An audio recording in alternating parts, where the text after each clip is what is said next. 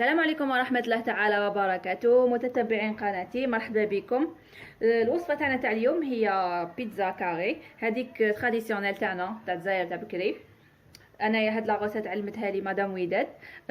هنايا برك راح نوجه لها تحية ليها والكامل ليكيب اللي خدموا معايا في تريتر تاع مدام وداد في دار ابراهيم، ونقول لهم كنا ايكيب بزاف مليحه. الوغ واش عندنا في لاغوسيت تاعنا تاع اليوم؟ عندنا كيلو فارينه، وعندي الماء دافي، عندي هاوليك نص لتر تاع ماء دافي، عندي 20 غرام تاع ملح، مغرفه ونص كبار تاع سكر، عندي نص كاس تاع زيت زيتون، لا ما عندكش ديري زيت عادي، مغرفه كبيره تاع خميره تاع الخبز. هنايا كاضافات معدنوس، فرماج، عندي بيض مغلي، ولاد الدجاج مغليين هنايا يحبوها في الدار كي نرابي لها من فوق ولاد الدجاج، زيتون ولاصوص طوماط. هنايا لاصوص طوماط تاعي كيما نتيك ما تحبي تحضريها، تحبي تستعملي لا غوسيت اللي خدمت بها بيتزا كوفر، تحبي تستعملي اللي خدمت بها بيتزا ايطاليان، يعني نتيا واش حبيتي تستعملي صوص طوماط. جوزو طريقه التحضير سهله ماهله. الحاجه الاولى قبل التحضير هذا كامل ديري الفور تاعك يسخن، يسخن شويه برك باش نحطو فيه لاباط تخمر.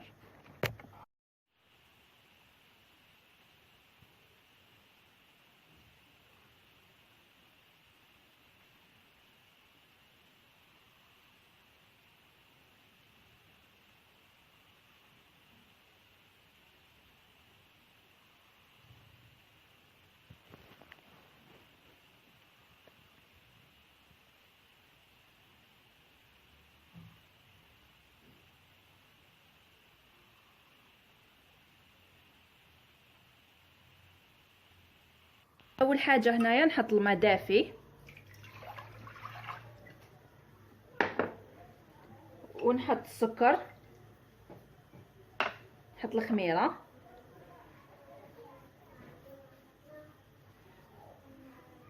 نخلطهم شويه،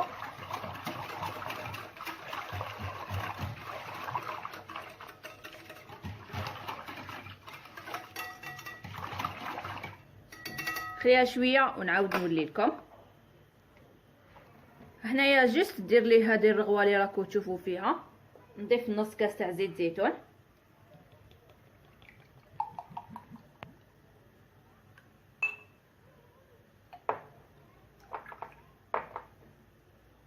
نزيد نخلط.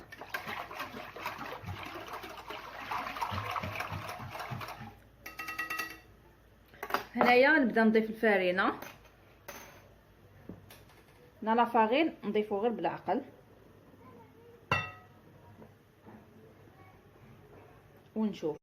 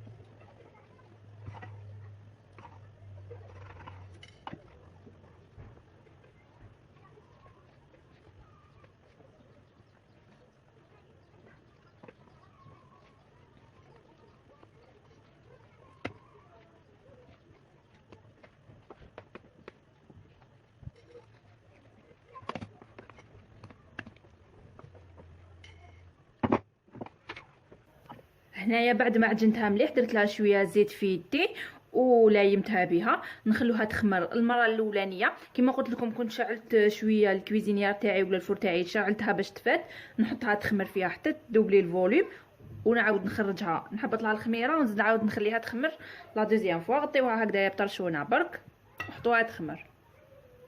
هنايا بعد ما خمرت المره الاولانيه راني نزيد نحبطها ونحطها تخمر لا دوزيام فوا.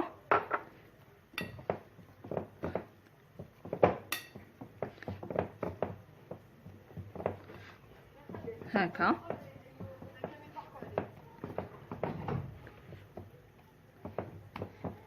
نزيد نحطها تخمر لا دوزيام فوا.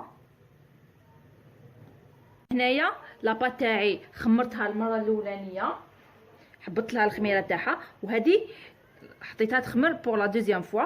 توجور يدكم في الزيت، زيت زيتون، باسكو كنا خدمناها بزيت زيتون. انا هنا درت كيلو،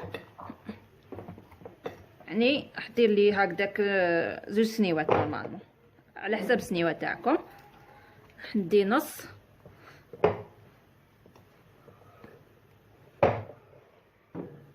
ويدك تاني تديري لها الزيت. هنايا بصبعتك بداي فتحيها،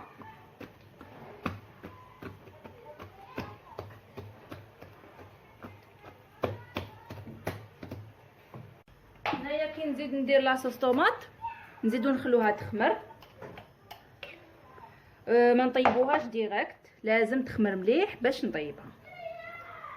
نفتح كامل لاصوص طوماط عليها،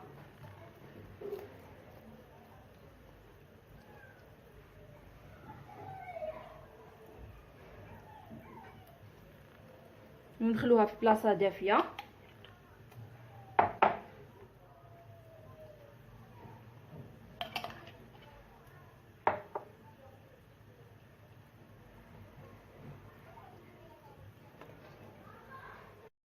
هنايا بعد ما خمرت لاباط كيما راكم تشوفوا دوكا اللي ندخلوها طيب.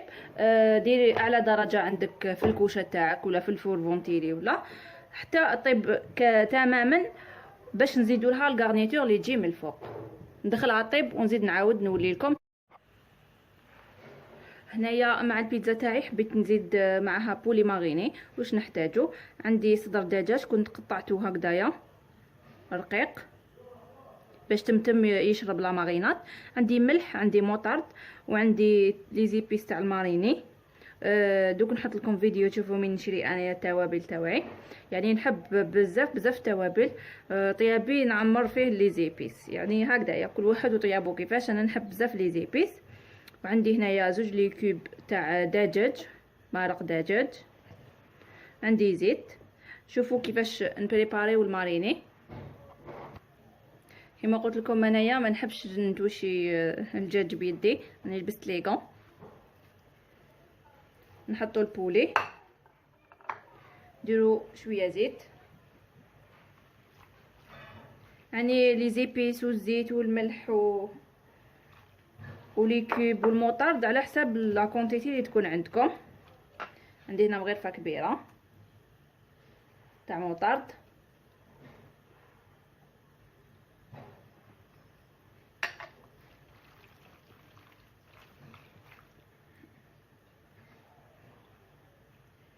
نضيف مرق الدجاج، فتوه مليح.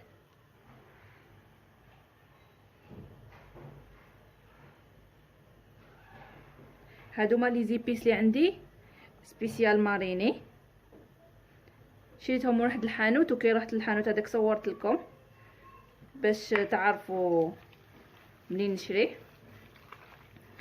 هكا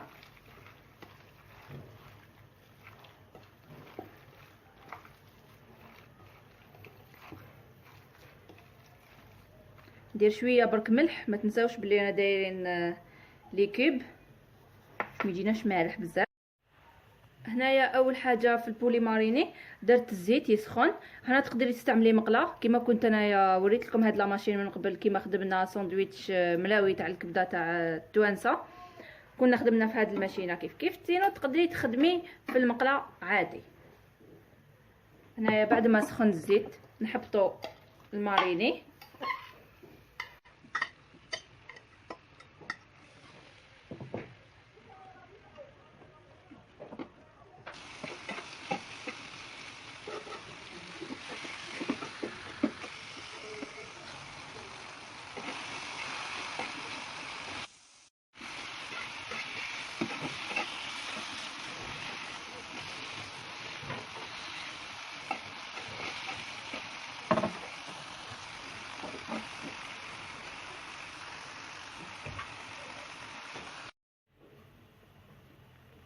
هنايا راني خرجتها من الفرن، مازال ما ضفت لها والو. اول حاجه راح ندير لها شويه ويل دوليف، زيت زيتون،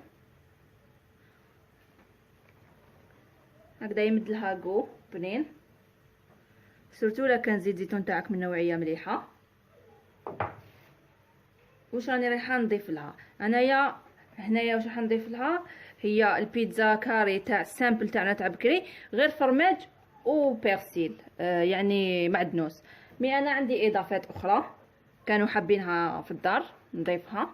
هنا واش عندي دو موديل تاع فرماج، عندي غويير وعندي مازدام. عندي بيض رابي غليتو رابي، عندي مايز، عندي شويه معدنوس راني غارسته في البالكون، وعندي الماريني اللي كنا خدمناه كيف بولي، وعندي مايونيز كنت خدمته وراني خدمته ديجا، حطيته لكم في وصفه تاع كي نفكر الوصفه اللي حطيته فيها نحط لكم الرابط تاعها. نبداو نديرو طبقه صغيره تاع فرماج،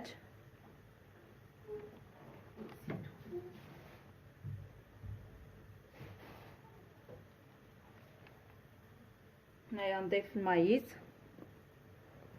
يعني حنزيد نعاود نرجعها لا دوزيام فوا طيب باش الفرماج هذاك يدوب. نضيف البيض،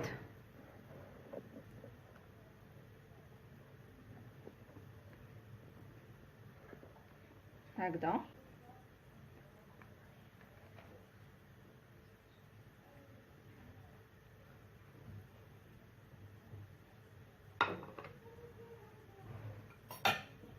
هنايا راح نضيف القطع تاع الماريني،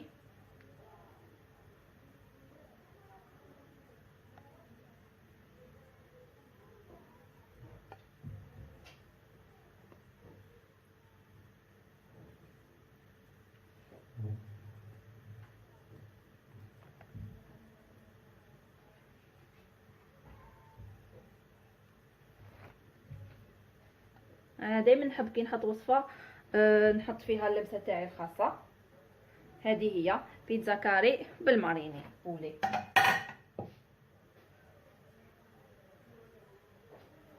نضيف الكميه تاع الجبن اللي قلت لكم راهم دو موديل، مازدام والكويير.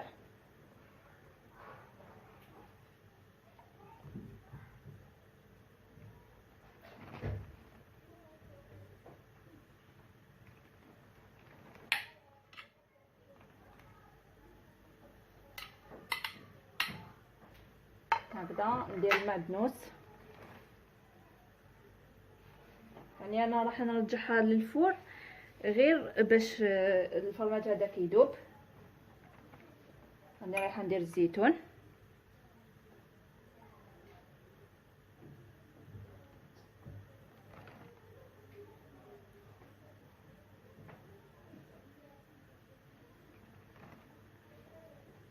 والمايونيز كي تخرج اللي راح نديرو، ما نديروش معاها الداخل.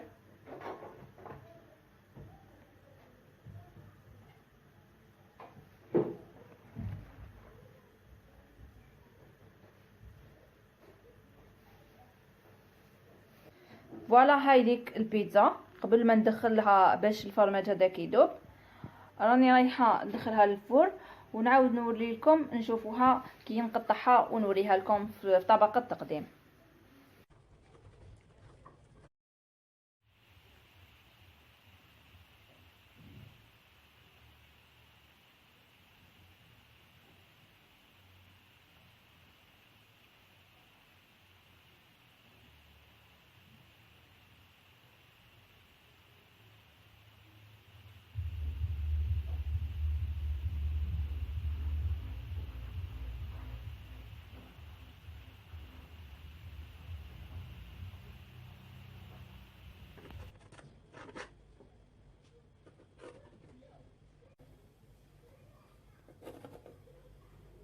هاي ليك عندي هنايا بيتزا كاري، شوفوها كيفاش جات.